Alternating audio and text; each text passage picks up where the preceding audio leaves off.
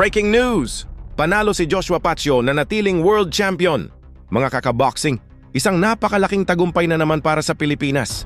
Muling pinatunayan ni Joshua the Pacio kung bakit siya ang hari ng strawweight division matapos niyang matagumpay na depensahan ang kanyang world title laban kay Mansur Malakiev. Mula sa unang round hanggang sa huli, hindi siya natinag sa matinding pressure at kontrolado niya ang mahahalagang sandali ng laban. Sa panalong ito, nananatili si Joshua Pacio bilang strawweight MMA World Champion at muling nagbigay ng karangalan sa Pilipinas sa pandaigdigang entablado ng mixed martial arts. Congratulations, Joshua Pacio! Isa na namang makasaysayang panalo para sa Team Lakay at sa buong sambayan ng Pilipino. Ano ang masasabi ninyo sa naging performance ni Joshua Pacio na manatiling kampiyon? Samantala sa common event, mga kaboxing, masama ng balita sa mga MMA fans.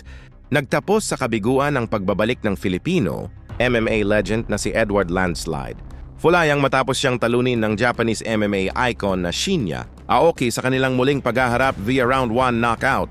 Hindi na pinatagal pa ni Aoki ang laban. Sa loob lamang ng unang round, mabilis niyang naipasok ang kanyang world-class grappling at naipuwersa si Folayang na mag-tap out sa pamamagitan ng armbar submission.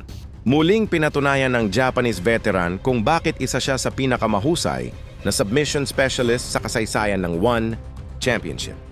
Bagamat natalo, nananatiling isa si Edward Folayang sa mga pinakadakilang MMA fighters ng Pilipinas.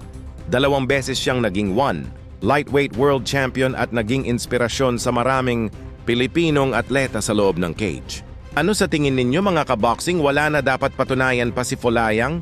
Dahil isang legendary na ito sa MMA, panahon na ba para sa bagong kabanata sa karera ni Edward Folayang? O kaya pa ba niyang makabalik para lumaban pa? I-comment ang inyong opinion at huwag kalimutang i-like at i-follow para sa pinakabagong sports update.